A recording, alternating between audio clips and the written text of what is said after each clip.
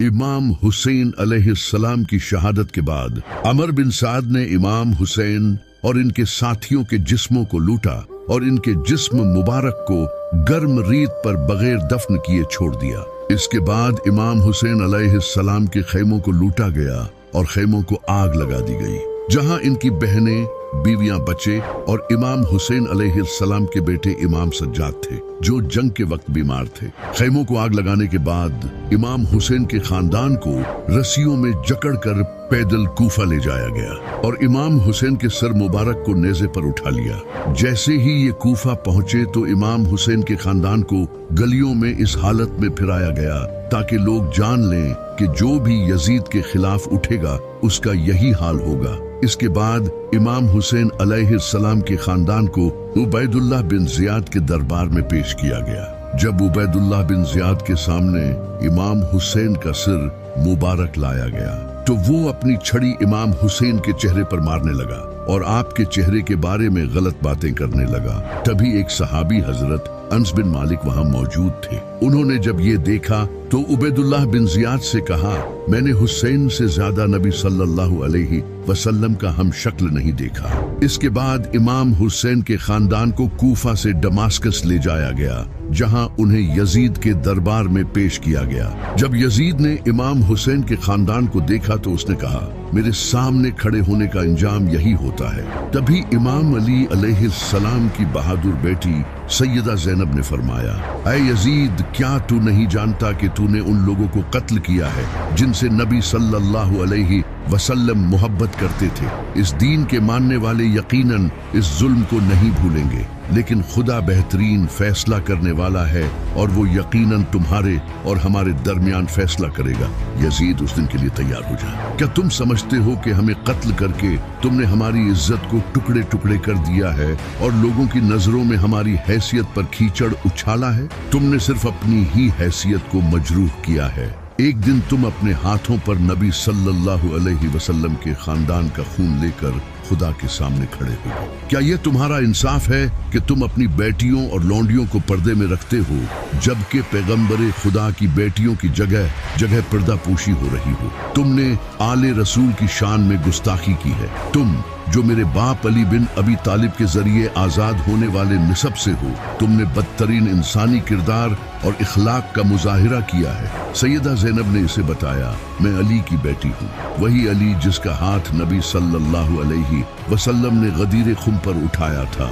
मैं नबी सल्लल्लाहु अलैहि वसल्लम की बेटी हूँ और मैं हुसैन की बहन हूँ। सैयदा ज़ैनब बहादुरी के साथ बात कर रही थी और अपने खानदान की फजीलत बयान कर रही थी। जब यजीद ने सैयदा ज़ैनब को इस बहादुरी के आलम में बात करते देखा तो वो डर गया।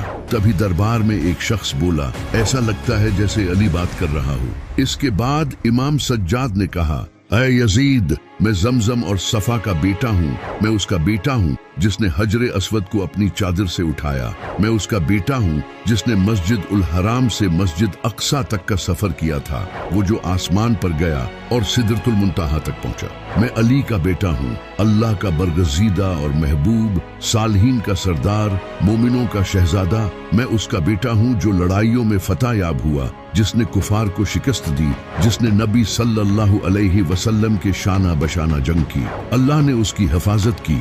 मैं उसका बेटा हूँ जिसने सबसे पहले अल्लाह और उसके रसूल की पुकार पर लब्बैक कहा, सबसे पहले नबी पर ईमान लाया और सबसे पहले इस्लाम के लिए लड़ा। मैं उसका बेटा हूँ जिसने पैगंबर को दुश्मनों से बचाया और इस्लाम की खातिर अपनी जान का नजराना पेश किया। ऐ यजीद, याद रखिए, दुनिया फानी है और सारी ताकत और शान शौकत सिर्फ अल्लाह की है। तुम आज खुश होगे, लेकिन जान लो कि तुम अल्लाह के फैसले के सामने खड़े होगे और तुमसे आले रसूल के खून का हिसाब लिया जाएगा जो तुमने बहाया है। ऐ लोगों, ये जान लो कि हम नबी की आल, पैगाम रसानी का सरचश्मा और मजलूम हैं। हम पर आने वाली मुसीबतों के बावजूद हम अपने ईमान पर साबित कदम हैं। हम कुर्बान हो गए हैं, लेकिन हमने नेकी का रास्ता नहीं छोड़ा। लेकिन हमारा मिशन जारी है जो कभी रुकने वाला नहीं है। ये सब सुनकर यजीद डर गया। इसका प्लान था इमाम सज्जाद को शहीद करने का, लेकिन जब उसने ये सुना तो वो डर गया और उसने इमाम सज्जाद को जिंदा छोड़ दिया। इसके बाद इमाम हुसैन का खानदान अपने घर वापस चला गया। जब मदीना के लोगों को इमाम हुसैन अलैहिस्सलाम की शहादत का पता चला तो उन्होंने यजीद की बैत तोड़ दी, क्योंकि वो पहले से यजीद की जालिम हुकूमत से गुस्सा थे और अब इमाम हुसैन अलैहिस्सलाम की शहादत ने उन्हें जगा दिया था। मदीना के लोग यजीद के खिलाफ हो गए थे। इस पर यजीद को बहुत गुस्सा आया तो इसने मदीना के लोगों के खिलाफ एक बड़ा लश्कर रवाना किया और इस फौज का कमांडर मुस्लिम बिन उकबा था। इस फौज का मकसद मदीना को वापस यजीद के अंडर लाना और जो लोग यजीद के खिलाफ खड़े हुए थे उन्हें कत्ल करना था। यजीद की ये फौज मदीना के बाहर हर्रा नामी जगह पर पहुंच गई और वहां अपने कैंप्स लगा लिए। मदीना के लोग तादाद में बहुत कम थे और इनके पास कुछ खास असला भी नहीं था, लेकिन ये वही लोग थे जिन्होंने नबी सल्लल्लाहु अलैहि वसल्लम की आपके बुरे वक्त में मदद की थी, यानी कि अंसार तादाद में कम होने के बावजूद भी यजीद की फौज के साथ बहादुरी से लड़े, लेकिन तादाद कम होने की वजह से वो हार गए। अंसार को हराने के बाद यजीदी फौज मदीना में एंटर हुई और इसने ऐसा कत्ले आम मचाया जिसे आज भी इस्लामिक हिस्ट्री का सबसे ब्रूटल दिन माना जाता है। यजीदी फौज ने पूरे शहर को लूटा और सरे आम लोगों को कत्ल किया और हजारों औरतों का रेप करके उन्हें प्रेग्नेंट कर दिया। यहाँ तक कि मस्जिदे नबवी को भी नहीं छोड़ा। वहाँ घोड़े खड़े कर दिए गए जिन्होंने पेशाब किया और कई दिनों तक नमाज नहीं हो सकी, जबकि नबी सल्लल्लाहु अलैहि वसल्लम ने फरमाया था कि जिसने अहले मदीना पर जुल्म किया और इन्हें सताया उन पर अल्लाह की लानत। मदीना पर इस जालमाना हमले के बाद एक शख्स जिसका नाम अब्दुल्ला बिन जुबैर था वो यजीद के खिलाफ खड़ा हुआ। अब्दुल्ला बिन जुबैर हजरत जुबैर रजी अल्लाह तआला अन्हा के बेटे थे, जो कि नबी सल्लल्लाहु अलैहि वसल्लम के कजन थे और वो इमाम अली अलैहिस्सलाम से बहुत मोहब्बत करते थे। हजरत अब्दुल्ला बिन जुबैर रजी अल्लाह तआला अन्हा मक्का में लोगों से सपोर्ट हासिल करने लगे ताकि इस जालिम यजीद के खिलाफ खड़े हो सके। जब यजीद को इसका पता चला तो अब इसने मदीना के बाद मक्का पर हमला करने का फैसला किया। यजीद ने एक फौज मक्का की तरफ भेजी और इस फौज का लीडर हुसैन बिन नुमैर था। इस फौज का मिशन अब्दुल्ला बिन जुबैर को मारना और मक्का को अपने कंट्रोल में लाना था।